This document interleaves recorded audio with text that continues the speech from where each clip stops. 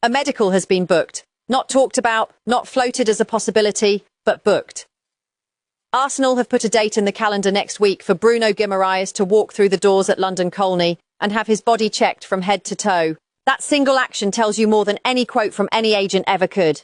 Clubs do not schedule medicals as a bluff. They schedule medicals when the number has been agreed, when the lawyers are drafting, and when the only thing left is the paperwork.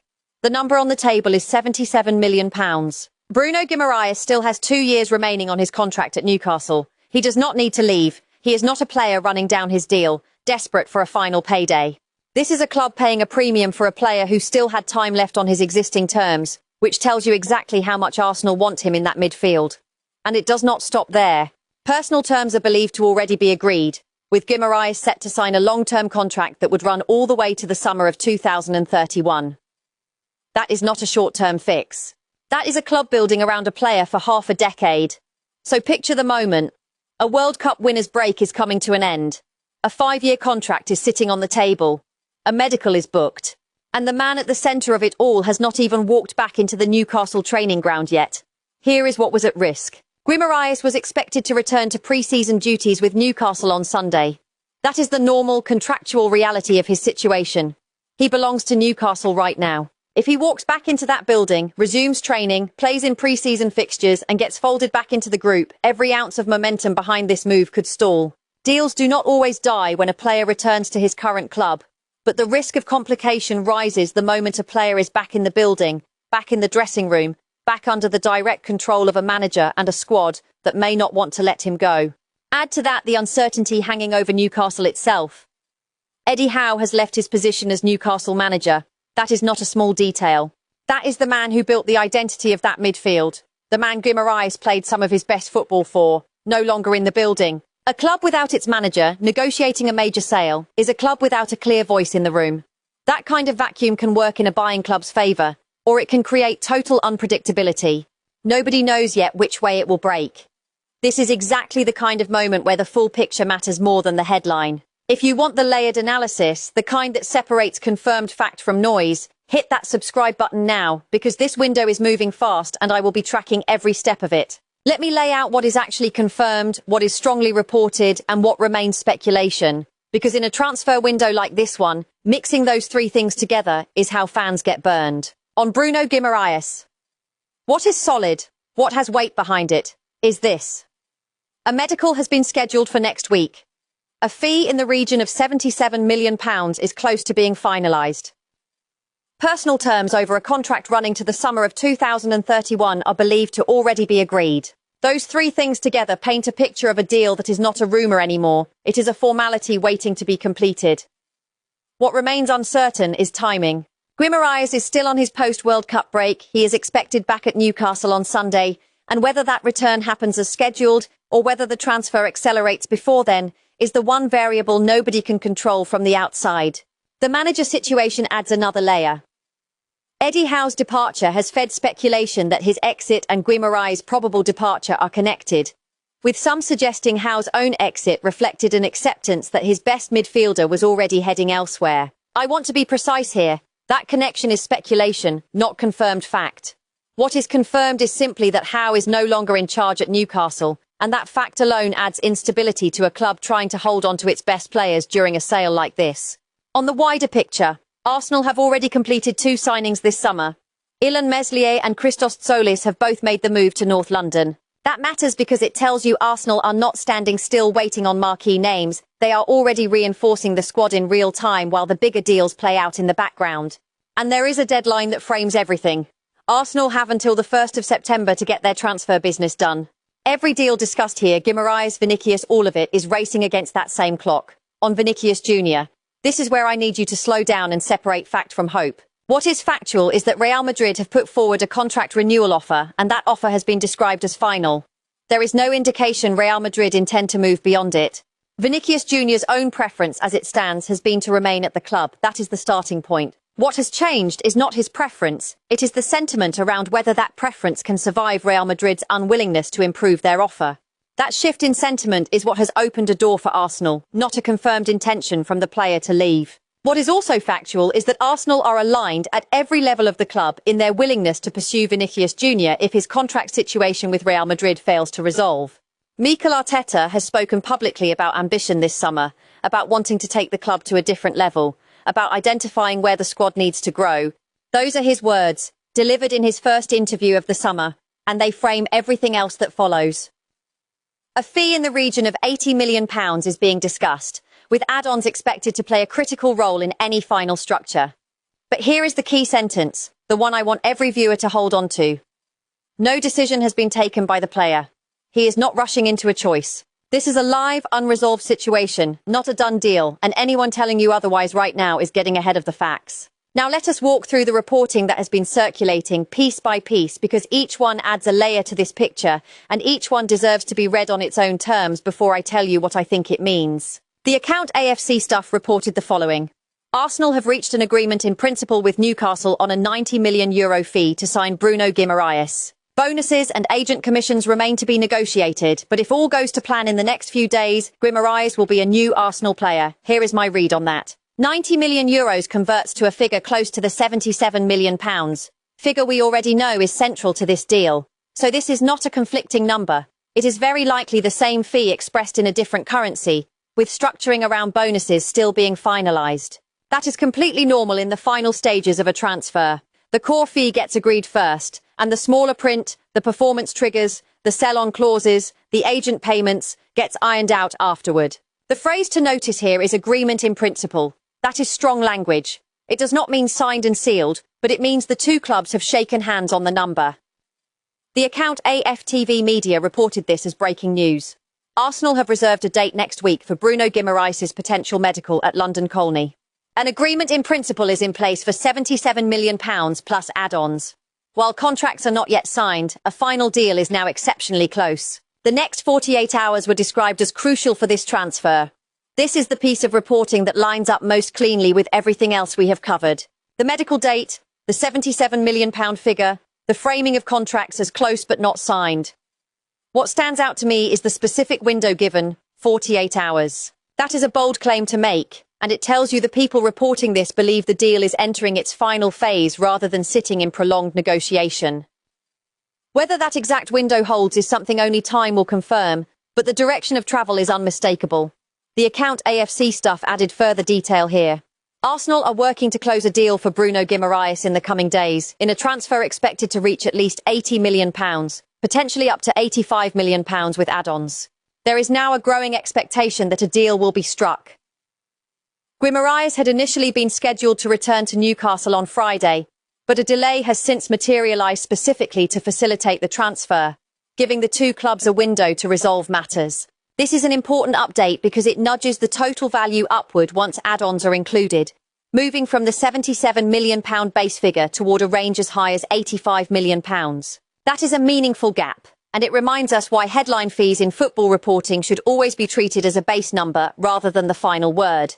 The detail about Guimaraes' return being delayed is significant too. A delay like that does not happen by accident. If accurate, it suggests both clubs are actively managing the calendar around this transfer rather than letting it collide with pre-season obligations. The account now.Arsenal reported the following. Arsenal want to shock the world of football and sign both Vinicius Jr and Bruno Guimaraes. Arsenal are confident they can do it, with the move for Vinicius Jr said to be moving in the Gunners' favour. I want to be careful with this one. This is the most ambitious framing we have seen so far, the idea of landing two major Brazilian internationals in the same window. It is worth remembering that confidence reported from inside a club is not the same as a deal being close. Confidence can exist at the earliest stage of interest just as easily as it can exist in the final week of a transfer. What this does confirm, in line with everything else, is that Arsenal see both deals as connected ambitions for the same summer, not one replacing the other. The account AFC Stuff relayed reporting attributed to sources close to Real Madrid.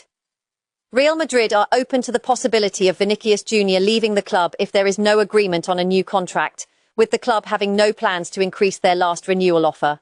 No date has yet been set for a meeting between Real Madrid's executives and Vinicius's representatives, with the club believing it is now down to the player to decide whether to sign a new contract or seek a move elsewhere. This is one of the most important pieces of reporting in the entire picture, because it comes from the Real Madrid side rather than the Arsenal side. When a selling club signals they will not improve an offer and frames the decision as entirely the player's to make, that is a club preparing itself for the possibility of a departure. It does not confirm Vinicius wants to leave. It confirms Real Madrid are no longer actively fighting to keep the door closed. The account David Schill, writing as D-Talking Arsenal, relayed further reporting along the same lines. Vinicius Jr.'s preference has been known to be remaining with Real Madrid, but an unwillingness so far from the club to find a compromise beyond their latest offer has seen sentiment begin to change.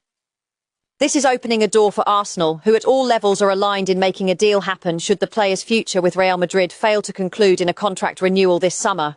No decision has yet been taken, and the player will not rush into a choice, but the picture is described as clear in terms of where both Real Madrid and Arsenal now stand. This screenshot essentially restates the core of the Vinicius situation in its purest form, and it is worth reading slowly because it draws the clearest line in the entire story. Preference to stay. Real Madrid's refusal to move. A shift in sentiment as a result. Arsenal positioned and ready. No decision made. That sequence, in that order, is the entire Vinicius situation in 5 sentences, and everything else we have looked at builds around it. The account AFC Stuff, citing reporting from the BBC, described the scale of what a Vinicius deal would represent. The cost of bringing Vinicius Jr. to Arsenal would be one of the most expensive transfers in British football history, if not the most expensive, once fee and wages are combined. Internally, Arsenal are said to believe they have the financial means to complete the transfer and are also confident the player would join. This is less about the mechanics of the deal and more about its scale. When wages are added to a transfer fee already being discussed in the region of £80 million, you are talking about a total financial commitment that would sit at the very top end of anything British football has seen. The claim that Arsenal believe they have the financial capacity to do this is significant, because ambition without financial backing is just noise. Ambition paired with a stated belief in financial means is a different category of story altogether. The account David Schill relayed reporting, again via sources close to Real Madrid, with a firmer tone. Vinicius Jr. has no intention of returning to the negotiating table unless Real Madrid improve their contract offer, something the club have so far refused to do. A meeting that was expected to take place after the World Cup has now been cancelled, with the Brazilian set to return to training while his future remains unresolved. Any agreement, it was noted, will require compromise from both sides, particularly from Vinicius himself. This is the sharpest escalation we have seen in the entire Vinicius story. A planned meeting being cancelled is not a neutral detail, it is a sign of a genuine standoff. Vinicius refusing to return to the table without movement from Real Madrid, combined with Real Madrid's refusal to move, describes two sides that are currently at a genuine impasse. The closing line about compromise being needed from both sides, and particularly from Vinicius himself, is a subtle but important detail. It suggests that even those close to the situation see the player, not just the club, as needing to shift his position for any resolution to happen, whether that resolution is a new contract or an exit. The account David Schill relayed a further detail from the same reporting network. Arsenal have already held initial talks with representatives of Vinicius Jr. The club's hierarchy have made direct contact with Rock Nation, the agency managing the Brazilians' affairs, to present an opening proposal and explore the possibility of reaching an agreement with the player. This is the clearest confirmation yet that Arsenal's interest has moved beyond internal planning and into direct contact. Reaching out to a player's representing agency with an opening proposal is an early but concrete step. It does not mean a deal is close. Opening proposals are exactly that, opening positions rather than final terms, but it does confirm that Arsenal's interest in Vinicius Jr. is being actively pursued through the proper channels, not simply speculated about from a distance. The account AFC Stuff relayed a conversation in which one football journalist described being told by a colleague well connected at Real Madrid that Arsenal were also interested in another unnamed Real Madrid player, and that Vinicius Jr. was not the only one being considered. This is the piece of information I would treat with the most caution out of everything covered today. No name is attached, no fee, no position, no timeline. It is a claim about the existence of a second target rather than any detail about who that target might be. It is worth mentioning because it suggests Arsenal's business with Real Madrid may not begin and end with Vinicius Jr., but until a name emerges, this remains the vaguest thread in the entire story. The account AFC Stuff reported on a separate matter entirely. Arsenal are deciding what to do with Ethan Nwaneri, whether to keep him, send him on loan to aid his development, or sell him, with the club requesting at least €35 million for any sale. A key condition for a permanent transfer would reportedly be Arsenal retaining a buyback clause, with interest described as coming from across Europe. This is a useful reminder that a transfer window is never just about incoming signings. Arsenal are simultaneously working through a decision on a young player who has interest from multiple clubs. The insistence on a buyback clause, if accurate, tells you Arsenal do not see this as a clean exit even if a sale happens. It suggests the club wants to keep a route back for Nwaneri if his development away from the first team goes well elsewhere. That is a very different situation from Guimaraes or Vinicius, but it belongs in the same picture because it reflects a club making multiple decisions on multiple fronts at once, all against the same September deadline. The account AFTV Media reported that Christos Tzolis is already making a big impression at Arsenal. Ben White revealed that the new signing topped every pre-season fitness test and has settled in brilliantly, describing him as a serious talent. This is a good note to close on, because it grounds everything else in something already real.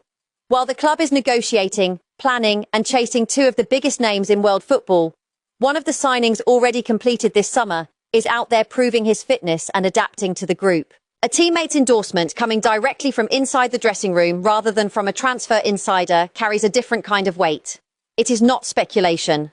It is a first-hand account of a player already doing the work. So where does that leave things? Bruno Guimaraes has a medical booked, a fee close to being finalised, and personal terms believed to be agreed on a contract running to the summer of 2031. That is as close to done as a transfer gets before it is actually announced. Vinicius Jr remains genuinely unresolved. His preference has been to stay. Real Madrid have offered what they are calling a final deal, and neither side has yet moved. Arsenal are positioned, ready, and already in direct contact with his representatives, but no decision has been made by the player himself. Let me put the two situations side by side one more time because the contrast is the whole story. On one hand, you have a deal built on certainty, a number both clubs have shaken hands on, a medical already booked, a contract length already understood. The only thing left to do is finish the paperwork before the player himself walks back into a different building wearing a different badge. On the other hand, you have a deal built on pressure rather than certainty. Nobody has walked away from anything yet. Nobody has confirmed a departure. What exists instead is a standoff, a cancelled meeting, a club refusing to move on money, and a player refusing to move on principle, with a third party standing patiently in the background with an opening proposal already on the table. That is why I would not put these two stories in the same category, even though they are unfolding in the same week and involve two of the most talked about Brazilian footballers in the world right now. One is a formality waiting to be signed. The other is a genuine negotiation still searching for its outcome. Treating them the same way, calling both of them close, would be doing you a disservice as an analyst, and that is not something I am willing to do on this channel. There is also the smaller business happening underneath both headline stories, and it deserves its own moment of respect rather than being brushed aside as a footnote. Ethan Nwaneri's situation is a genuine crossroads for a young player, one where the club is trying to balance immediate value against long-term potential, hence the insistence on a buyback option if a sale does happen. And Christos Tzolis quietly building trust inside the dressing room, confirmed by one of his own new teammates, is exactly the kind of story that gets lost in a week dominated by nine-figure transfer talk. But it matters just as much to the shape of this squad heading into the new season. What ties everything together, from the medical booked for Guimaraes, to the cancelled meeting in Madrid, to a young winger deciding his next step, to a new signing topping a fitness leaderboard, is the same deadline. The 1st of September is not far away, and every one of these threads has to reach some kind of resolution before that date arrives. Some of them, like Guimaraes, look almost finished already. Others, like Vinicius, are still searching for their ending.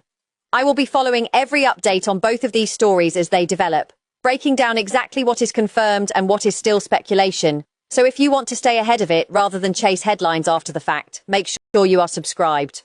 I will see you in the next one.